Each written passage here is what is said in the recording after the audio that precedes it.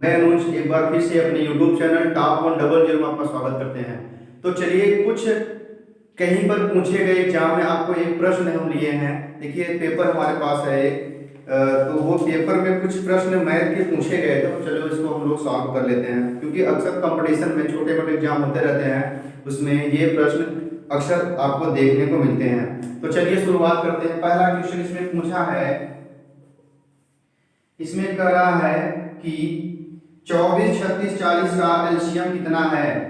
24, 36, 40 का एलसीएम पूछ रहा है। तो एलसीएम सबको पता है किस तरीके से निकाला जाता है। तो चलिए इसको इस तरीके से फुल वे आपको बता देते हैं। मान लीजिए कोई ऐसा होगा जिसको पता नहीं होगा एलसीएम कैसे निकालते हैं। तो एलसीएम निकालने का आपका 2-3 तरीके हैं, आपको दोनों तरीका बता देते हैं। पहले तरीका हम बहुत ही सरल, जैसे हम छोटी कक्षा में पढ़ते थे उस तरीके से भी निकाला जाता है।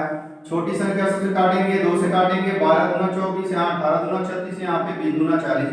फिर 2 से काटेंगे तो कटेगा 2 छंग 12, 9 दूना 18, 9 से कटेगा यहाँ पर 20, 10 दूना 20। फिर 2 से काट देंगे, जब तक कटेगा तब तक काटेंगे। 9 नहीं कटेगा, 9 में 2 पंचे 10। फिर उसके बाद हम क्या करेंगे, 3 से काटेंगे, 3 1 का 3, 3 3 का 9, 5 नहीं कटा, 5 को उतार लेंगे। फिर किससे काटेंगे, 3 से, क्योंकि अभी 3 है, 3 1 का 3, 5 नहीं कटा, 5 से काट देंगे।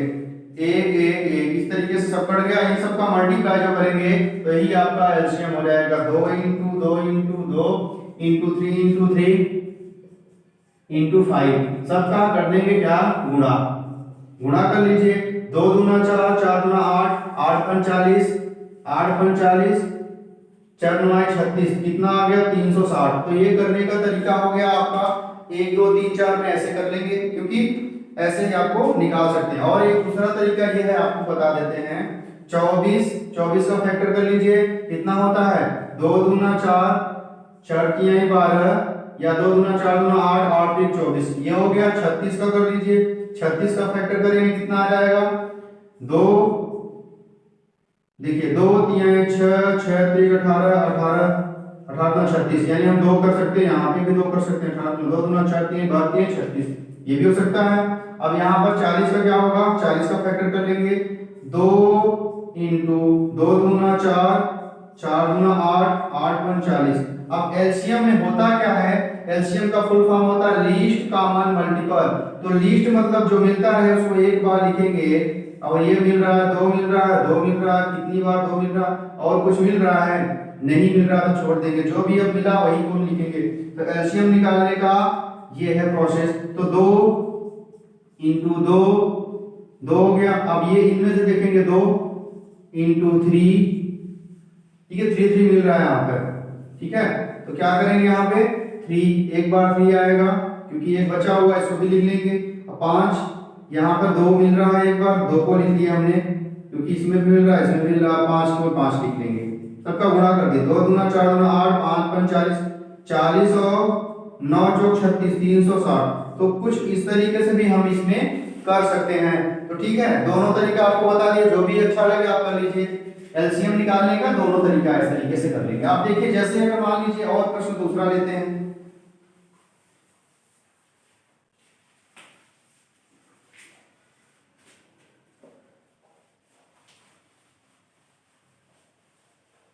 और देखिए, जैसे अगर आगे इस तरीके से प्रश्न पूछ लिया आपको, तब क्या करेंगे, देखिए आपको प्रश्न दिया है, बहुत ही बच्चे इसमें कंफ्यूज हो जाते हैं, क्या होगा 0.009।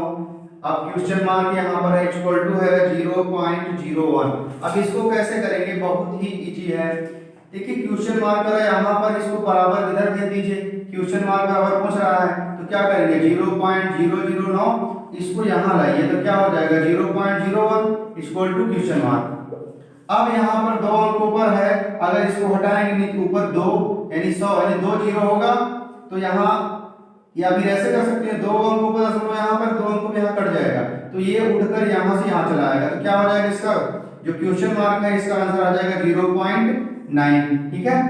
तो इस तरीके से कर सकते हो, या फिर इसको दशमलव हटाने के लिए 100 से गुणा कर दीजिए, तो भी तरीका है। अगर गुणा करना चाहते हैं, अगर नहीं समझ में आया, 0.09 × 100 का गुणा होगा, क्योंकि दशमलव जब हटेगा यहाँ पर क्या आ जाएगा, अब यहाँ पर क्या बचेगा, केवल 1 बचेगा। क्योंकि हमने दशमलव को यहाँ से यहाँ ला दिया। अब दशमलव संख्या के बाद अगर कुछ है उसके बाद कुछ भी नहीं है तो दशमलव का कोई अस्तित्व नहीं रह जाता। अब गुणा कर देंगे, इसमें 100 का गुणा करेंगे, 9 के बाद 2 जीरो होगा, ठीक है, 9 के बाद 2 जीरो होगा, दशमलव कितने स्थान पे 1 2 3, 1 2 3 यहाँ लगेगा। अब इसके बाद अगर जीरो हो तो उसको हटा देंगे, 0.9 हम लिखेंगे। बस इस तरीके से करना है, कोई दिक्कत नहीं होनी चाहिए। तो ऐसे प्रश्नों को हम इस तरीके से कर लेंगे। अब जैसे देखिए और कोई प्रश्न जैसे आ जाए, अब जैसे किसी संख्या को, देखिए इंपॉर्टेंट क्वेश्चन है, थोड़ा सा पूछा गया है, किसी संख्या को 60% का 3/5, चलो प्रश्न लिख देते हैं पूरा क्योंकि प्रश्न थोड़ा इंपॉर्टेंट है, प्रश्न नोट कर लीजिएगा आप लोग। किसी संख्या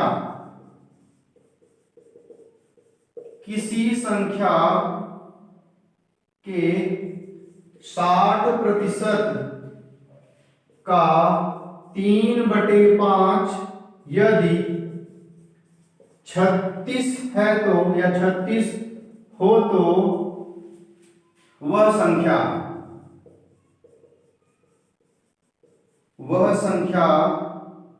कौन सी है, वह संख्या कौन सी है, यही पूछा है, वह संख्या कौन सी है।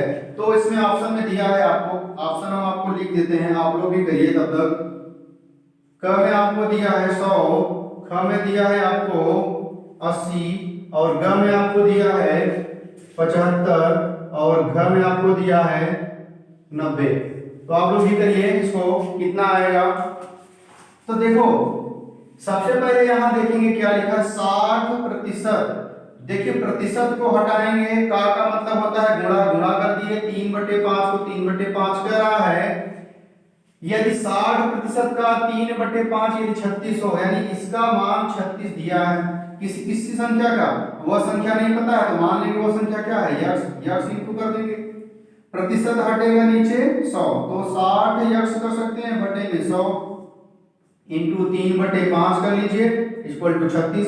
इसी को सॉल्व करेंगे तो आ जाएगा, इसको काट देंगे, 5 से काटेंगे ये 12 बार जाएगा, इसको 4 दिए 12 काट देंगे, 4 से काटेंगे 4 दूना 8, 4 पंचे 20। अब ये 3 3 का 9 हो गया, यानी 9 यक्स, यहाँ नहीं ऊपर लिख देते, नहीं दिखाई देगा, देखो तो 3 और 3 का गुणा करेंगे क्या हो जाएगा, 9 यक्स होगा। इधर 25 अगर 36 का गुणा कर देते हैं, 25 इंटू 36, तो 9 चौक 36, 25 चौको 100, तो वह संख्या क्या होगी, 100 होगी। तो आपका ऑप्शन नंबर पहला होगा। तो इस तरीके से इसको कर लेना है, ठीक है। देखिए आप दूसरा प्रश्न लेते हैं।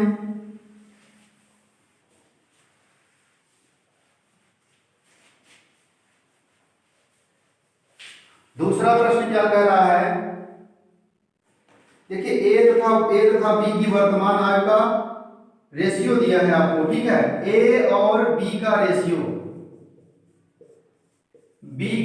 रेशियो यानी अनुपात, आयु का अनुपात दिया है, ए और बी का आयु का अनुपात, आयु का अनुपात आपको कितना दिया है, ये दिया है 4:5, ठीक है।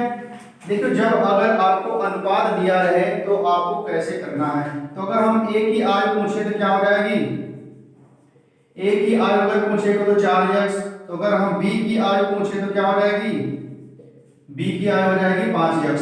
तो इसकी वर्तमान आयु 4x और वर्तमान आयु 5 वर्ष है, ये तो वर्तमान आयु है। इसके बाद कह रहा है 5 वर्ष बाद यह अनुपात 5:6 हो जाएगा। तो 5 वर्ष बाद कहेगा तो वर्तमान आयु कितनी है, 4x, ए की कितनी है 4x, तो हम 5 वर्ष बाद कर देते हैं। अगर बी की पूछेगा 5 वर्ष बाद, इसमें 5x + 5 कर देंगे। इसके बाद फिर कहा है का अनुपात कितना है, 5:6 है, तो इसका अनुपात कर दीजिए, 5/6 कर दीजिए, अनुपात वही होता है 5:6, ठीक है। तो बस इसी को हल कर लेंगे तो आपका आ जाएगा 6 चौका 24, 24x + 6 35, इसको पक्षांतर कर देंगे उधर, 5 5 25, 25x + 5 25, 25 को 25 कर देना, 25 इधर लाएंगे तो घट जाएगा, कितना बचेगा -x बचेगा, उधर जाएगा तो कितना बचेगा -5। ये कट जाएगा माइनस से माइनस, तो x बराबर कितना आ जाएगा 5। अगर x का मान 5 आ गया, अगर पूछा क्या है, पूछा है a की वर्तमान आयु, a की वर्तमान आयु, तो a की वर्तमान आयु कितनी हो जाएगी, a की वर्तमान आयु है कितनी 4x है, तो 4 × 5 4 5 20, तो 20 वर्ष आपकी उम्र हो जाएगी। कुछ इस तरीके से इसको हल करेंगे, कोई दिक्कत नहीं। अगर रेशियो में दिया है तो हम लोग पहले x में मान सकते हैं, निकल जाएगा। अगर x नहीं मांगे तो भी आ जाएगा इसका, ठीक है। तो इस तरीके से करेंगे। चलिए कुछ आगे के प्रश्न हैं उसको भी हम लोग देख लेते हैं। तो जैसा कि इसमें प्रश्न में एक क्वेश्चन है, आपको क्वेश्चन लिख देते हैं हम, ठीक है। तो 500 का 6/7 का 42% का 35% कितना होगा, कितना होगा,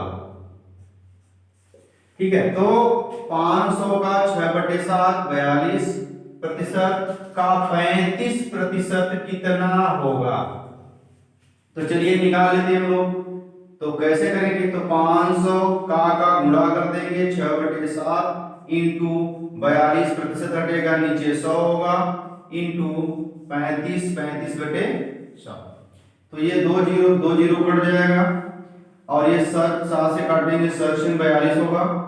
अब इसको काट देते हैं, 5 1 का 5, 5 से काटेंगे तो 5 दूना 10 20 हो जाएगा। फिर 2 से काटेंगे, 2 दहाई 20, 2 तिहाई 6, फिर 2 पंचे 10, फिर 2 तिहाई 6, 5 से काटेंगे 5 7 35, तो 3 3 का 9, 9 9 7 63। तो इसका जो आंसर आएगा, राइट आंसर कितना होगा 63, ठीक है। ऑप्शन में नहीं दिया है, 4 ऑप्शन दिया था, इसमें से क्या होगा 63 इसका राइट आंसर होगा।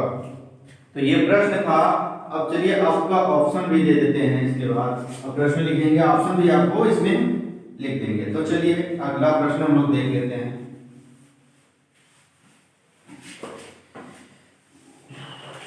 चलिए, एक वस्तु को 500 में खरीद करके, एक वस्तु को 500 में खरीद करके, बहुत ही क्वेश्चन है, एक वस्तु को 500 में खरीद करके, 500 रुपए में खरीद कर,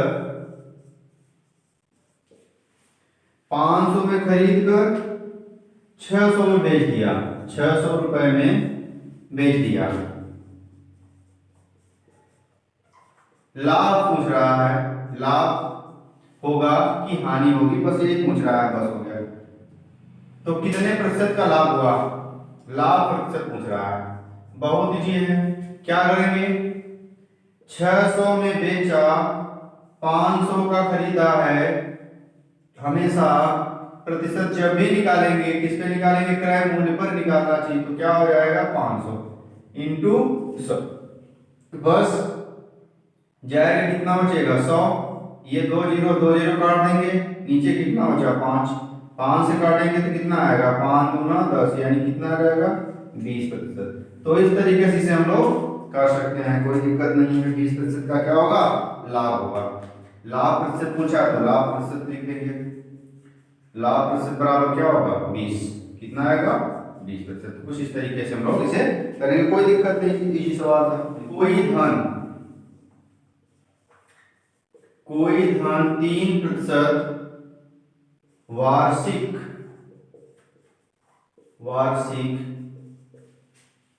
ब्याज की दर से, ब्याज की दर से 10 वर्ष में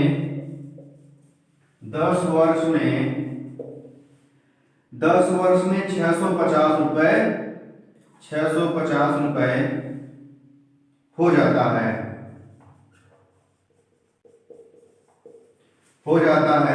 वह धन ज्ञात कीजिए।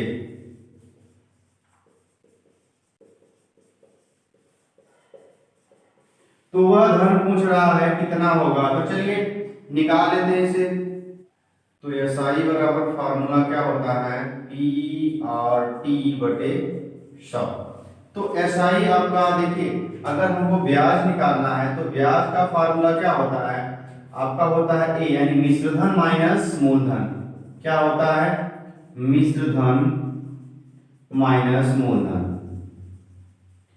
ठीक है, तो मिश्र धन माइनस मूलधन ब्याज होता है। तो हमें पता है अगर यहाँ पे एसआई एसआई मतलब सिंपल इंटरेस्ट क्या होगा, यहाँ पे हम क्या लिख सकते हैं, इसमें दिया है 650, इसका क्या हो जाता है, तो 650 माइनस पी, पी मतलब प्रिंसिपल या मूलधन, तो पी को पी रखेंगे, आर पता है 3 इंटू टी का है 10, बटे में हम 100 कर देंगे, इसको सॉल्व कर लेंगे हम लोग, 10 से 10 का हम 100 10 हो जाएगा। अब यहाँ इसका इसमें गुणा कर देंगे तो 650 यानी 6500 हो जाएगा माइनस 10 पी। ठीक है, यहाँ पे क्या हो जाएगा 10 पी इक्वल टू 10, यहाँ पे 3 पी हो जाएगा। ठीक है, इधर क्या होगा गुणा करेंगे 3 पी हो जाएगा। अब यहाँ पे इसको उधर भेज दीजिए, 6500 इक्वल टू 10 और 3 कितना हो जाएगा 13 पी, 13 से काटेंगे 13 बचा 65 यानी 500, तो पी बराबर कितना आ गया 500। तो प्रिंसिपल कितना होगा, वह धन रहा होगा 500, तो 500 धन है जिस पर ब्याज कितना हो गया, ब्याज मिलकर 650 रुपए हो गया। ठीक है, तो इस तरीके से इसको कर सकते हैं हम लोग। चलिए नेक्स्ट सवाल देखते हैं।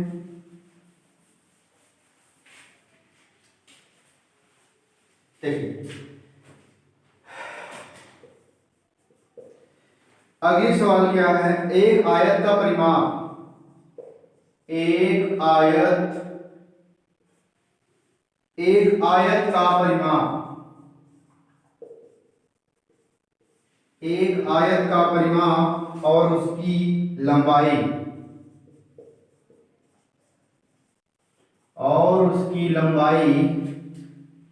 क्रमशः 40 मीटर और 12 मीटर, 40 मीटर और 12 मीटर है, उसकी चौड़ाई कितनी है, उसकी चौड़ाई कितनी है, या क्वेश्चन मार्क लगा देते हैं। ठीक है, कितनी होगी चौड़ाई, बस यही पूछा है। तो क्या करना है आपको, आयत का परिमाप पहले पता होना चाहिए। तो आयत का परिमाप का फार्मूला क्या होता है, आयत का परिमाप क्या होता है, 2 कोष्ठक में लंबाई प्लस चौड़ाई। तो आयत का परिमाप हमको कितना दिया है 40 मीटर, तो यहाँ 40 लिख देंगे, 2 को 2 रखना है, लंबाई कितना है 12 मीटर यहाँ पे दिया तो 12 लिख देंगे, प्लस चौड़ाई नहीं पता चौड़ाई निकालेंगे, चौड़ाई ही पूछा है तो चौड़ाई निकालेंगे। इसको इधर काटेंगे तो कितना आ जाएगा 20, 20 इक्वल टू यहाँ पे 12 प्लस चौड़ाई, 12 को इधर भेज दीजिए, 20 माइनस 12, तो 20 में से अगर हम 12 घटाएंगे तो कितना आएगा, तो 8 आ जाएगा। तो चौड़ाई कितनी हो जाएगी 8 मीटर हो जाएगी। ठीक है, तो 8 मीटर चौड़ाई आपकी आ जाएगी। तो इस तरीके के सवालों को इस तरीके से आप लोग कर सकते हैं, कोई दिक्कत नहीं है। अब जैसे देखिए नेक्स्ट सवाल आपको बताते हैं, ये आपको घबराना नहीं है। पहली बात तो आपको सूत्र, इसका फार्मूला, आयत का परिमाप, आयत का क्षेत्रफल, आयत का, ठीक है, ये सब पता होना चाहिए आपको। अब जैसे देखिए अगला प्रश्न ये कर रहा है a प्लस बी बराबर 7 तथा ए बी बराबर आपको 12 दिया है। ठीक है, ए बी बराबर 12 हो तो ए स्क्वायर प्लस बी स्क्वायर का मान, ए स्क्वायर प्लस बी स्क्वायर का मान ज्ञात करना है, या आपको क्वेश्चन मार्क दिया है। क्या होगा, हम जानते हैं a प्लस बी का होल स्क्वायर फार्मूला होता है a square plus B square plus 2ab। अगर चाहो तो इसको यहीं रखो, उसको उधर भेज दीजिए, तो क्या हो जाएगा a प्लस बी का whole square minus 2ab equal to a square plus B square. इसी का मान निकालना है, इसमें मान पुट कर देंगे। a प्लस बी कितना है 7, 7 का स्क्वायर माइनस 2, क्योंकि 2 में सूत्र में, उसमें 2 को 2 ही रखेंगे, 2 इंटू ए बी कितना दिया है, ए बी आपको 12 दिया तो 12 रख देंगे, इक्वल टू ये तो ये है 12 दूना 24, 49 माइनस 24 घटा दीजिए, कितना बचेगा, 25 बचेगा। तो 25 आपका क्या आ जाएगा, इसका आंसर हो जाएगा 25। तो ए स्क्वायर प्लस बी स्क्वायर का मान कितना आ गया, 25। तो इस तरीके से हम लोग आसानी से इसे कर सकते हैं। आपको फार्मूला पता होना चाहिए। देखिए बीजगणित पढ़ेंगे तो फार्मूला आपको पता होना चाहिए, A square plus B square plus 2ab, ठीक है, ए प्लस बी का होल स्क्वायर फार्मूला होता है। ऐसे क्यूब का निकाल लीजिए, क्यूब का आपको फार्मूला याद होना चाहिए। मान लीजिए क्यूब में पूछ लिया, तो किसी में माइनस में पूछ लिया a माइनस बी का होल स्क्वायर, तो इसमें कई वैरायटी के सवाल आ सकती है, इसको आपको याद रखना होगा। तो इस तरीके से प्रश्न आपको मिलेंगे, ठीक है। तो आप लोग वीडियो को लाइक और शेयर करना जरूर ना भूलिए, क्योंकि आने वाले समय में आपको ऐसी ही वीडियो आपको मिलती रहेगी। तो चलिए मिलते हैं नेक्स्ट वीडियो में, धन्यवाद।